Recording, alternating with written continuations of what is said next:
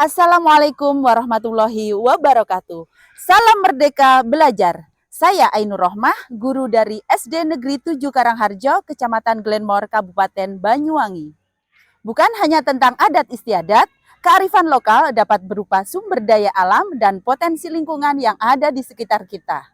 Kearifan lokal merupakan salah satu aset yang dapat diberdayakan untuk mendukung pembelajaran. SD Negeri 7 Karangharjo akan memanfaatkan potensi lingkungan sekitar untuk mendukung pembelajaran demi terwujudnya karakter siswa sesuai dengan profil pelajar Pancasila melalui kegiatan kokurikuler berupa proyek penguatan profil pelajar Pancasila atau biasa disebut dengan P5.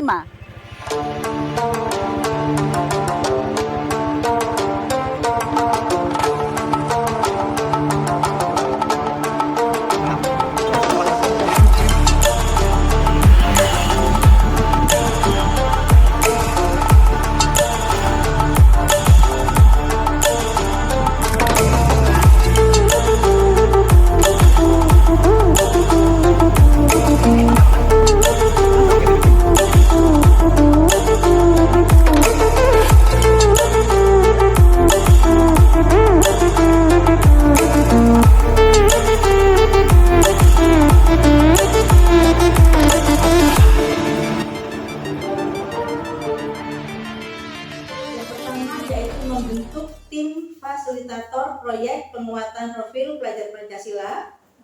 Yang kedua yaitu mengidentifikasi tahapan-tahapan kesiapan satuan pendidikan.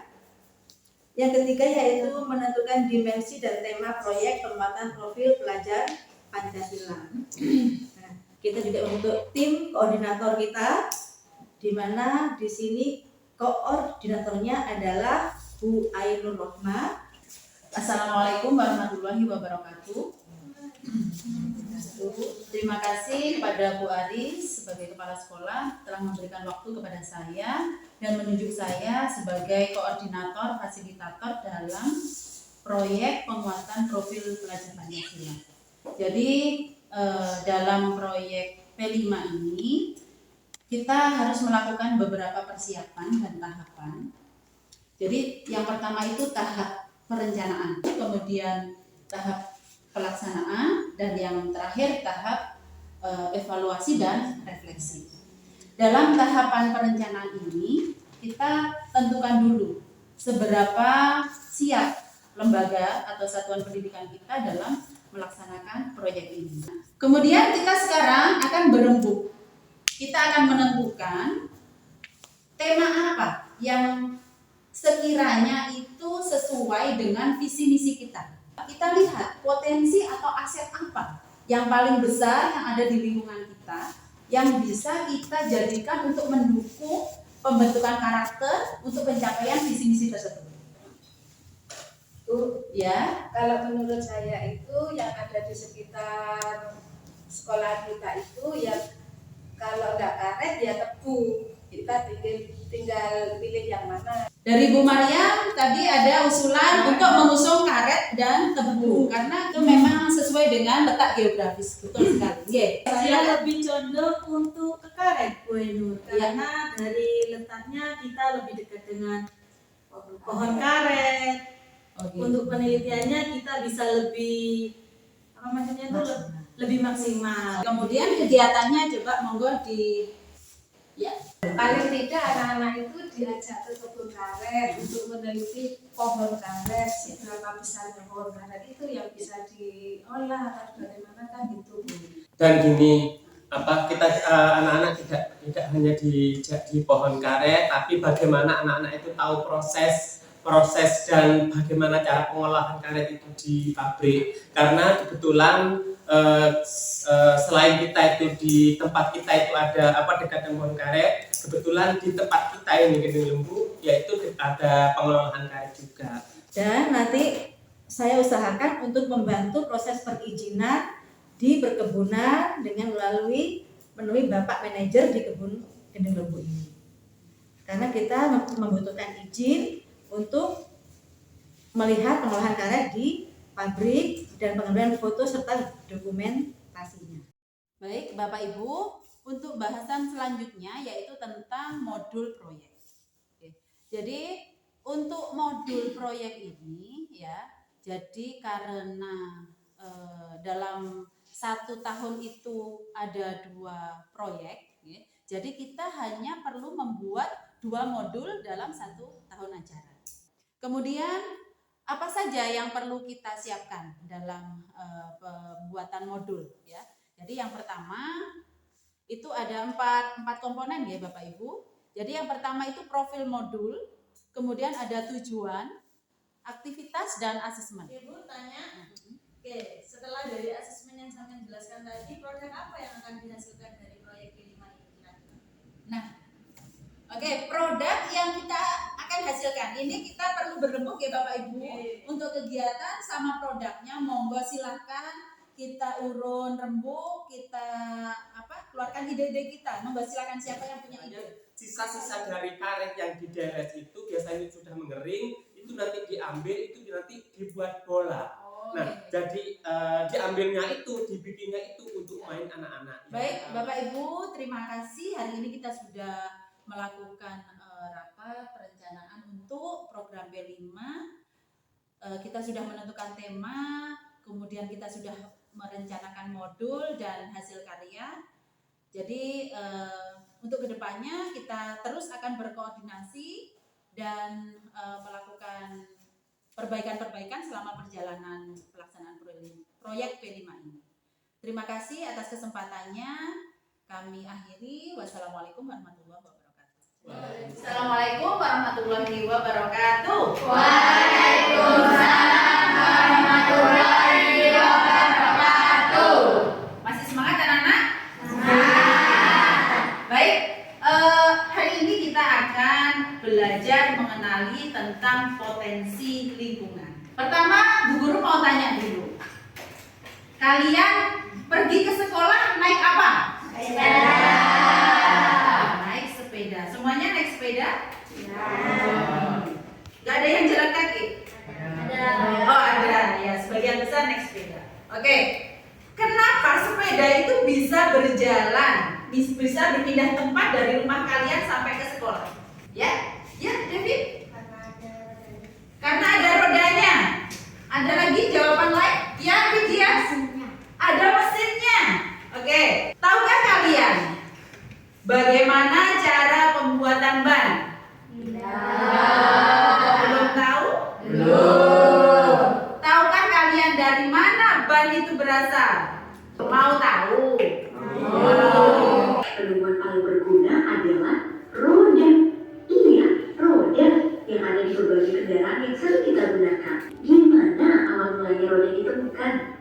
Teknologi kuno berupa bantalan bundar ini pertama kali ditemukan oleh orang-orang Sumeria di Mesopotamia. Roda yang kita kenal sekarang adalah ban, khususnya ban karet.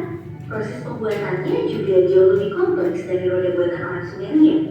Setelah kalian tahu proses pembuatannya, sekarang Bu Guru mau tanya lagi. Bahan mentahnya pembuatan ban itu apa? Ada yang tahu? Ya, Lita? Ternyata ya, ban yang sudah tercipta begitu bagusnya dan begitu bergunanya untuk kehidupan kita itu ternyata bahan bakunya ada di sekitar kita. Kalian mau tahu proses pembuatannya mulai awal dari akhir, mau tahu nggak? Kalau mau tahu, mulai minggu depan ya, kita akan menjelajahi hutan karet ya, kebun karet, kemudian kita akan pergi ke pabriknya, mengetahui bagaimana sih cara pengolahan getah karet mulai mentah sampai barang setengah jadi. Dan akhirnya tadi diolah seperti yang ada dalam video itu tadi, yaitu menjadi apa? Bahan. Bagaimana, kalian mau nggak? Oke. Mau mengadakan proyek tentang kearifan lokal daerah dan teman-teman. Jadi nanti anak-anak itu untuk mengetahui proses pembuatan karet di pabrik Kalirejo. Edukasi. Kali ini kita akan menjelajahi kebun karet yang ada di sekitar sekolah, ya.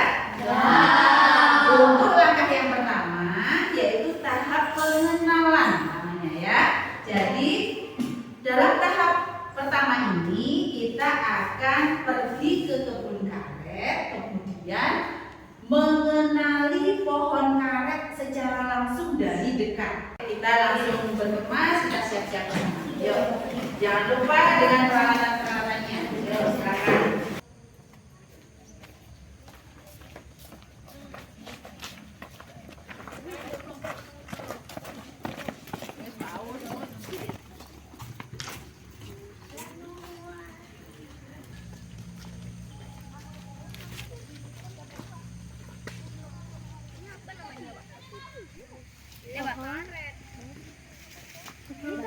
Batang pohon, dua batang.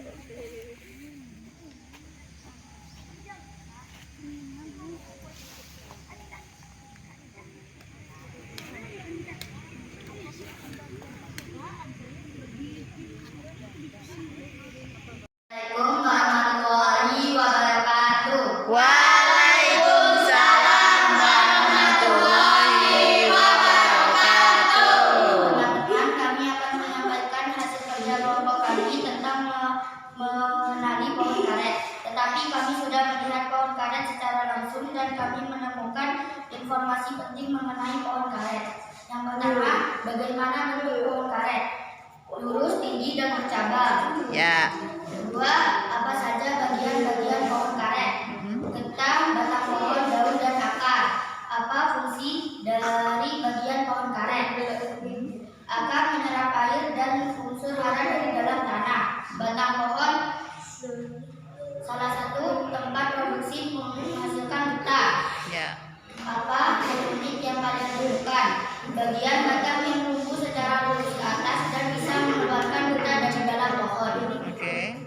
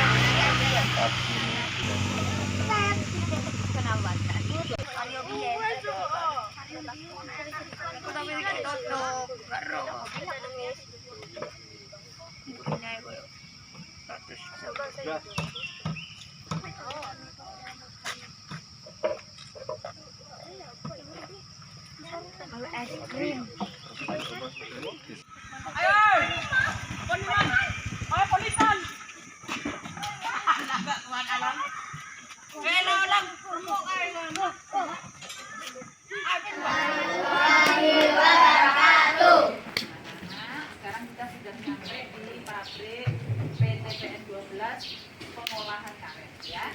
Jadi setelah ini kita akan melihat proses pengolahan karet. Lor wedan. Lor, hari kan yo. Wis kuwe.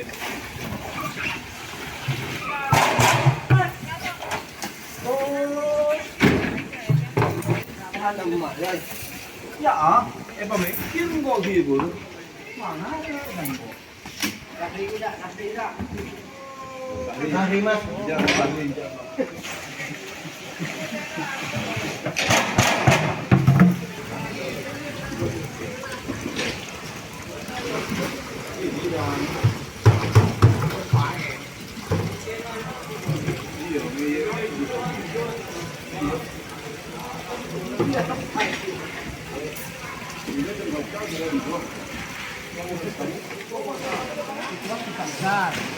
Itu namanya diukur dulu ya, diukur dari itu diukur. Setelah pengukuran itu selesai, dituangkan, itu namanya tidak namanya sekarang dialirkan dulu. Ya. Itu.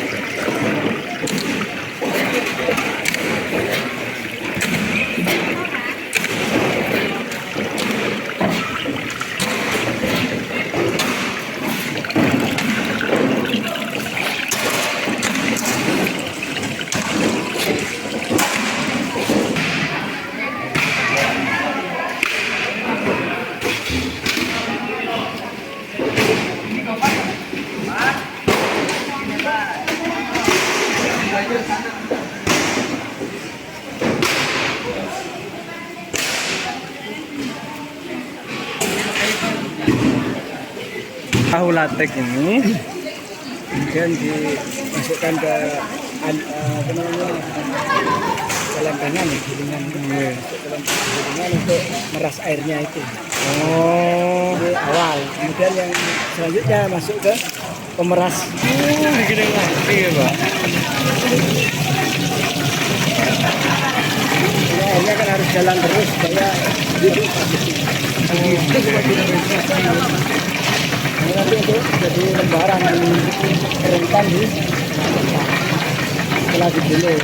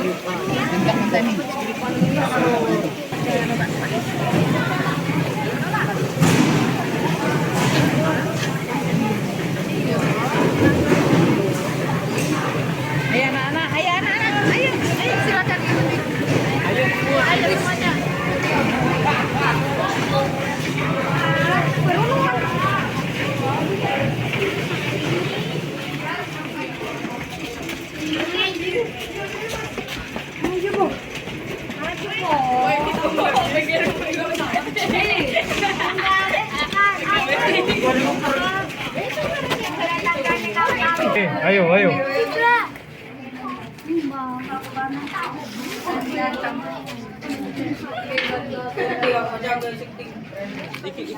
Masapan 6 turun. Jadi semakin lama Suhunya itu Pak yang menentukan. Ada suhunya. otomatis ya. Iya. Ada suhunya. Awas, hati-hati, hati-hati. Hati-hati, Rek. Ya, nah bagus. Yes. Ini sudah hari keempat ya, Pak? Panennya hari Panennya ke-6. ke-6. Jadi sudah tinggal persentase kecil ya, tinggal menghabiskan yang putih-putih. Oh, kalau sudah rata berarti baru turun hari ke-6. oh, gitu. Kalau gelap.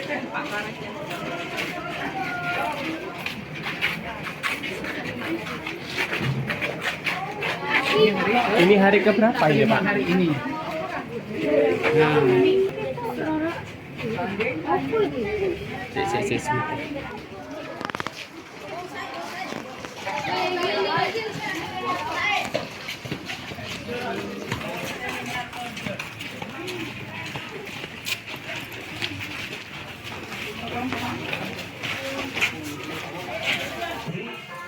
Oh ya ini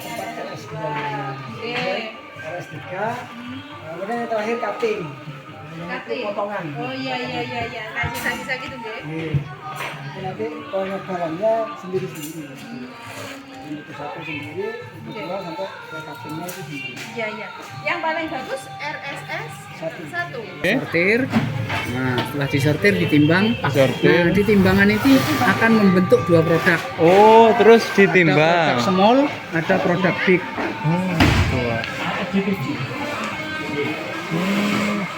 Kilogramnya ya 1 gram itu 33,3. Kemudian ada yang big itu 113 kilogram. Mendekat sana enggak apa-apa.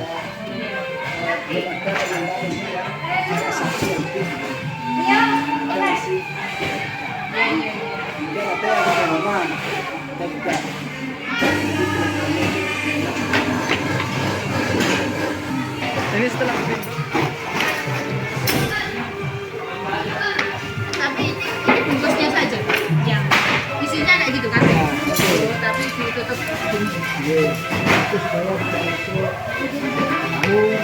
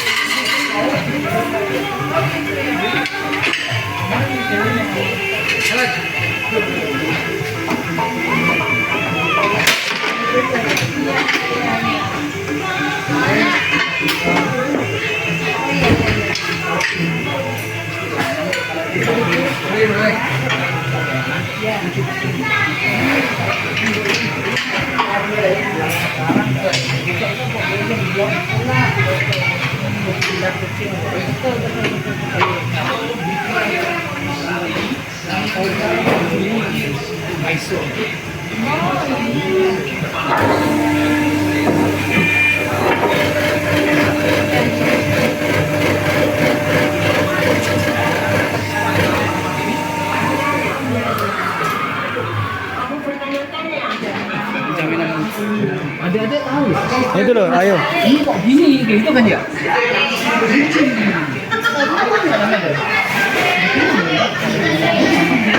Ya, ini namanya masak kulit ya. Jadi mutu itu ada 1, 2, 3 mutu.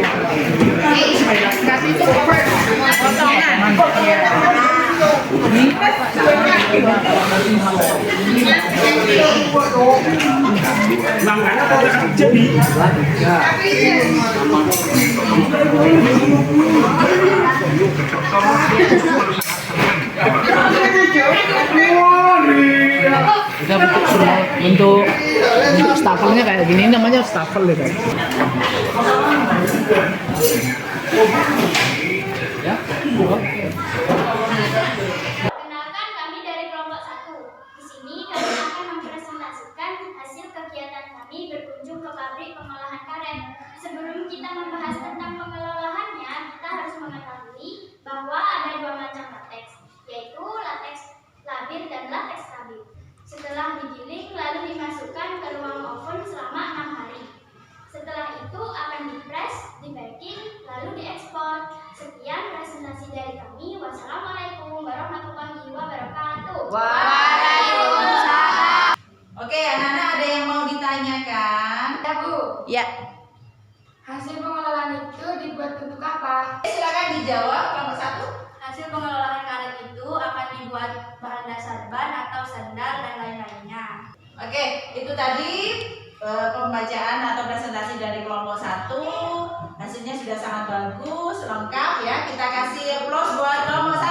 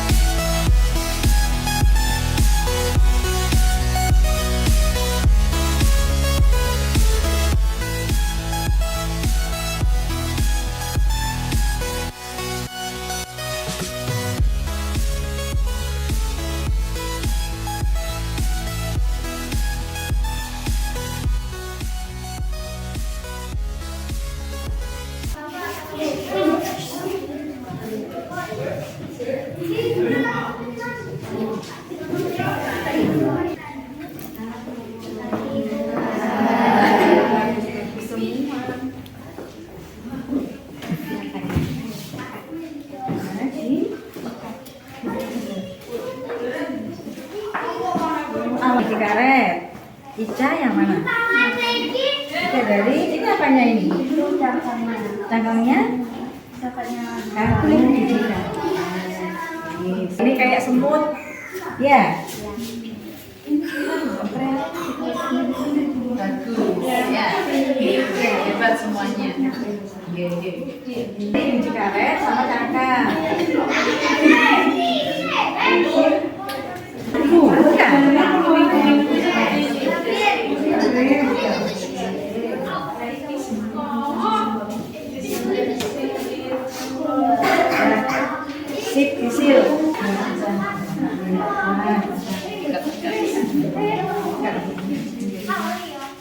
ya. Dulu ya.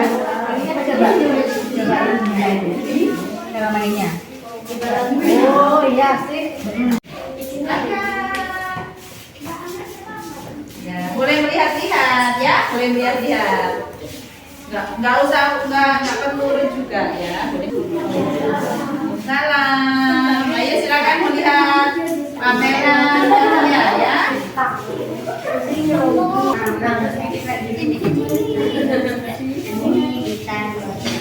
Ini caranya gimana sih bikinnya ini? Ya. Ini